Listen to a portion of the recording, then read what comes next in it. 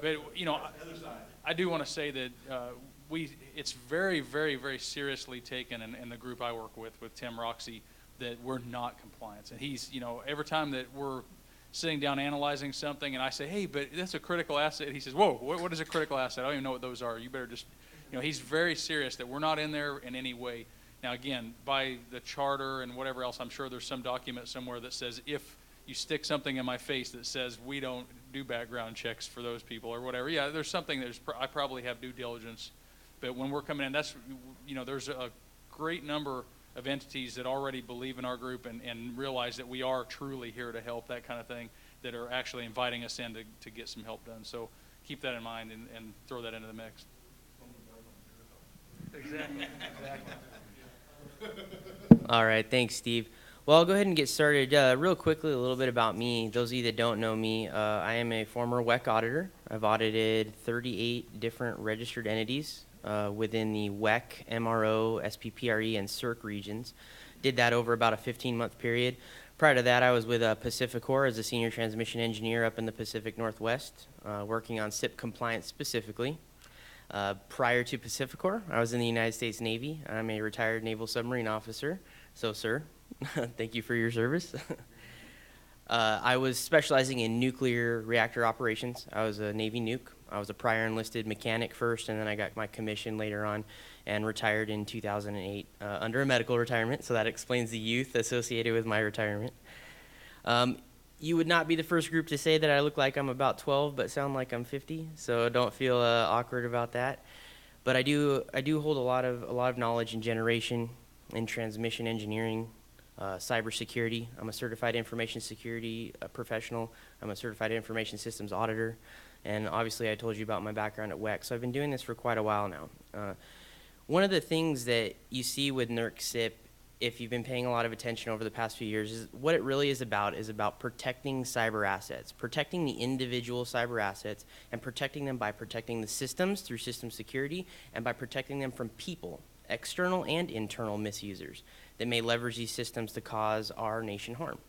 That's really what we're talking about. We're talking about critical infrastructure protection. Something that's often overlooked, that this is one part of what is known as the Critical Infrastructure Protection Key Resources List that's put out by DHS, the CICR, right? That helps to identify what utilities or resources within our nation are critical for our success and viability long term. The electric industry is one of those, and actually the electric utility industry is what's supporting the rest of the CICR. So it's very important that we get this right and protect this part of the CICR and do it very well. So what I'm going to talk about specifically today has to do with personnel access. That's one of the biggest issues that's facing NERC CIP and the utilities that are trying to comply with them. Over the history of this standard, that has been the most highly violated standard, the most highly self-reported, the most highly found in violation at spot check or audit. It is very problematic, and it's because our industry and the electric utility side has not figured out a way to move themselves into those strong role-based authentication control frameworks, that role-based access control. We haven't moved to that direction yet. We're working towards that. That's what NERC CIP is trying to help us to do. It doesn't specifically call out an RBAC framework, but that's certainly where we're trying to move towards, right? What we want to talk about today is moving towards that framework, what solutions are out there that are available, what to look for in future solutions, and how we can look at enterprise access control. Now up here on the slide deck, you see a few bullet points of some of the key issues that the NERC CIP requirements have brought about for everyone to be concerned with. Obviously, certifications and background checks, that's actually fairly new for the industry. Some companies may have been doing that in the past. Government utilities like BPA, TVA, that's very common for them through the Office of Personnel Management. But for the private sector, that wasn't always a case. That was usually reserved for financial duties. They do background checks, credit checks, things of that nature. For actual operations, that hasn't been a major concern, and oftentimes on purpose, because when you start talking about generation plants, maybe like Jim Bridger way out there in the middle of nowhere that's owned by Pacificor that has a group of employees, well, they're very rural, so the job pool is very small. You have a very small resource pool to fill those job positions with. So if you do background checks, that may eliminate almost half the population or 3/4 of the population based on past offenses. Not to say anything bad about people that live by Jim Bridger, but you get the point. There's been an intentional desire to not do background checks, to just accept an unknown risk, right? And that's what NERC CIP is trying to eliminate, that unknown risk. We want you to know the risk and accept it or make decisions based on the knowledge of the risk. Obviously, the establishment of electronic security perimeters and physical security perimeters is a big issue, getting those up and running and controlling access to the access points there. That's all about access control. Terminations of employees for any reason, right? Terminations shouldn't just be reserved for, hey, someone punched out their boss and we need to terminate them immediately. It has to do with a lot of different aspects. It could be maternity leave. You may not think of that as a termination, but that could be a change in roles or responsibilities, right? Or paternity leave, same thing, vice versa, to be equal. But you know, anything that results in someone no longer having that least privilege that Mike was talking about earlier, that should be considered a termination, a change in roles, should be considered in that employee tracking. That's what we're talking about. Enterprise level access control, this directly speaks to what I was saying about the role-based access control, moving towards that model. That's very difficult for us as an industry, as we're very, very under-resourced. We don't have a lot of people, so everyone in the company wears a lot of different hats, so it's hard to corner someone into one specific role. And we'll talk about how the solutions and what you need to look for in your solutions can address that, where you have everyone wearing multiple hats and it's hard to fit into our back model defined by NIST and other organizations, right? And user access reviews, the constant inundation of reviewing what people have, making sure it's exactly what they need, they've maintained that at least privilege, they're meeting the certification requirements. How is that all played into the difficulty that we have? So obviously there's a lot of challenges, right? We know that NERC itself is very complex, the regulatory body. NERC CIP is even more complex, and the reason that is because we have very disjointed and siloed organizations within our companies, right? IT has always been something that we've just needed, right? We need computers, we need this EMS application. We just want to make it work. Never in a project was security scoped. That just didn't happen. It wasn't the first thought.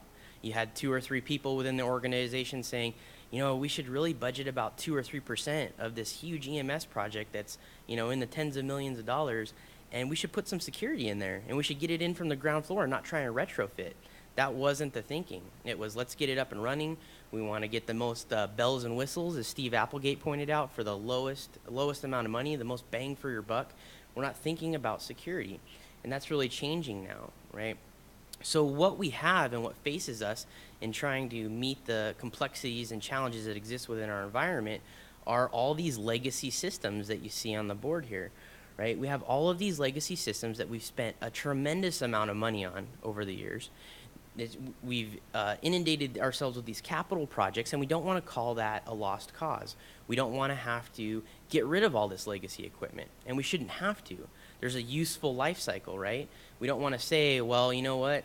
I can't do everything I want to do with my physical access control system to meet NERC CIP, to meet standard of conduct for FERC, to meet A123 compliance for federal budgets, to meet SOX requirements. I don't want to have to get rid of this, you know, to establish my segregation of duties.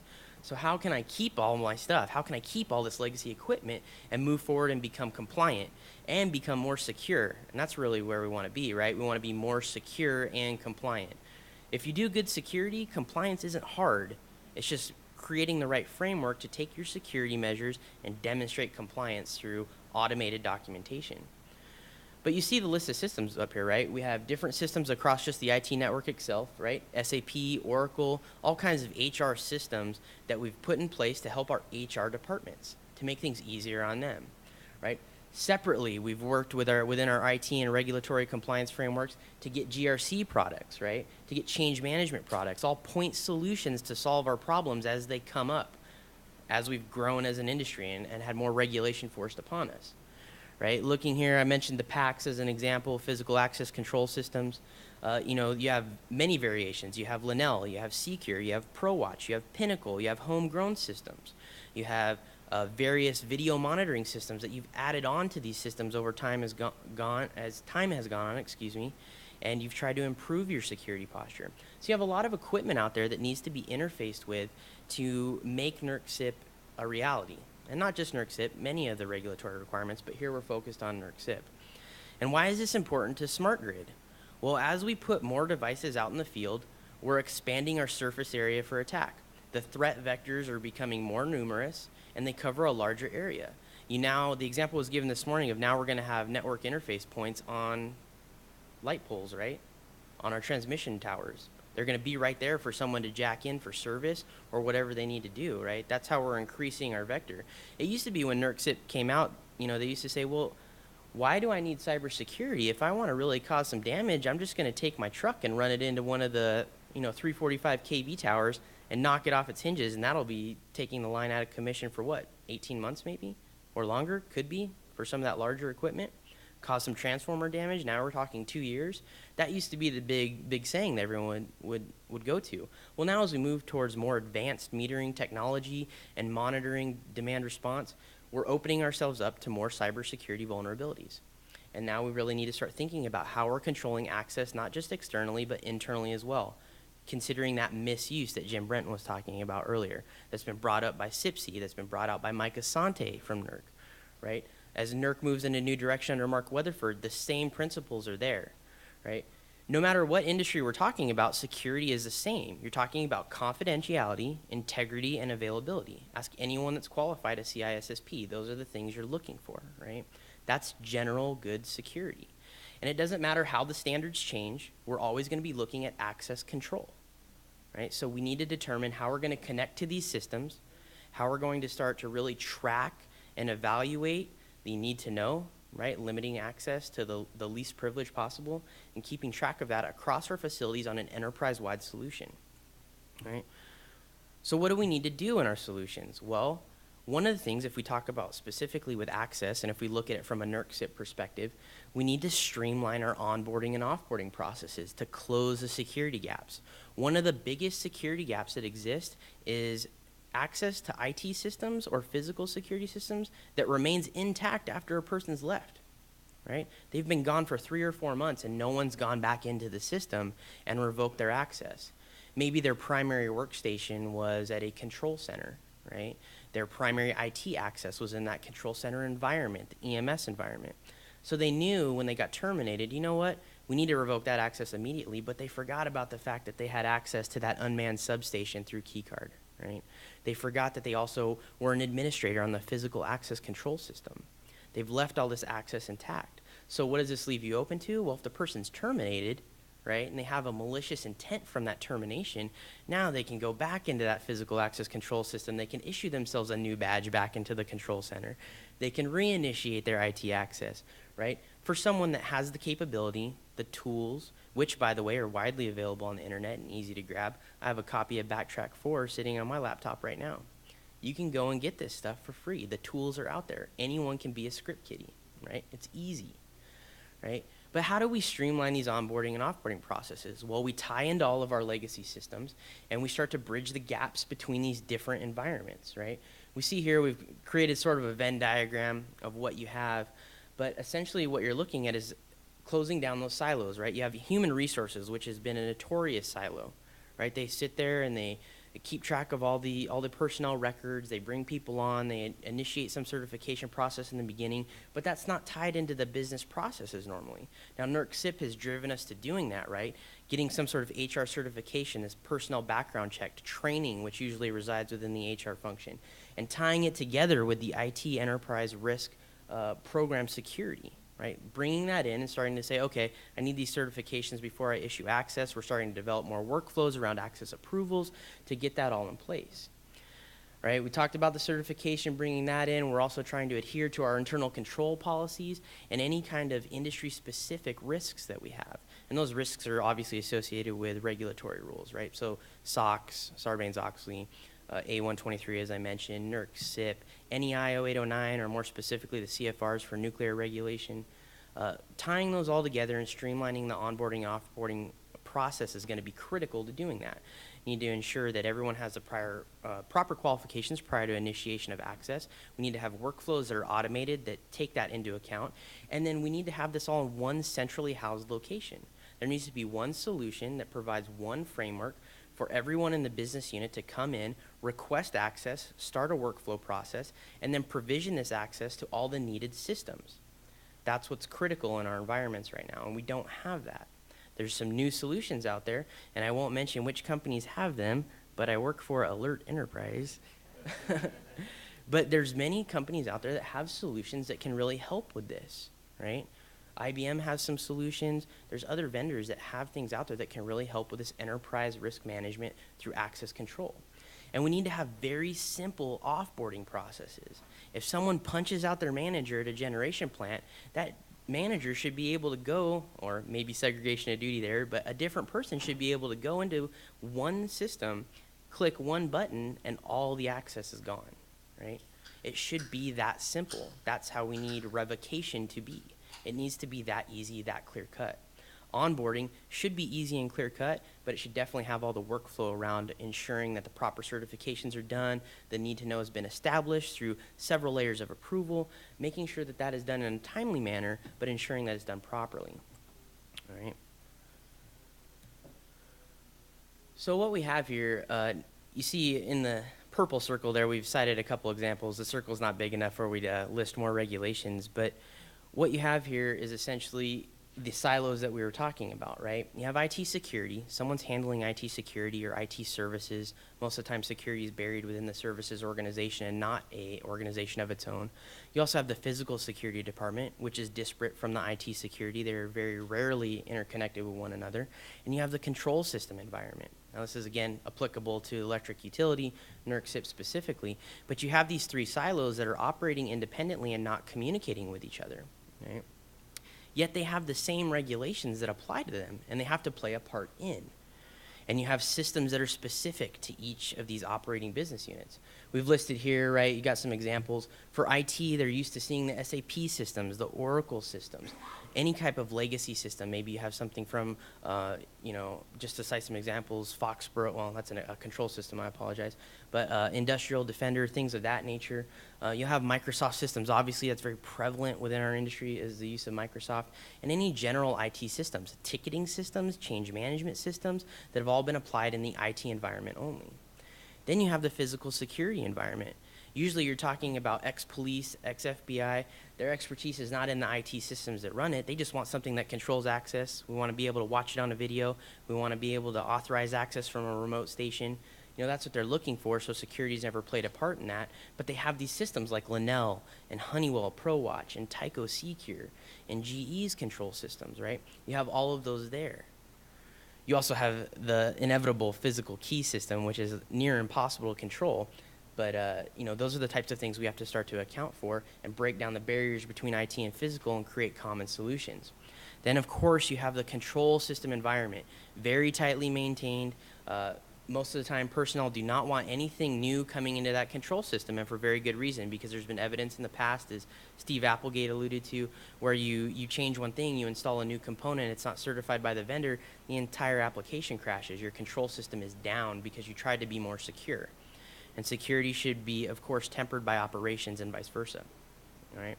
So really, what are we trying to do to prevent risk? We're trying to detect, right? We want to detect when a risk is present.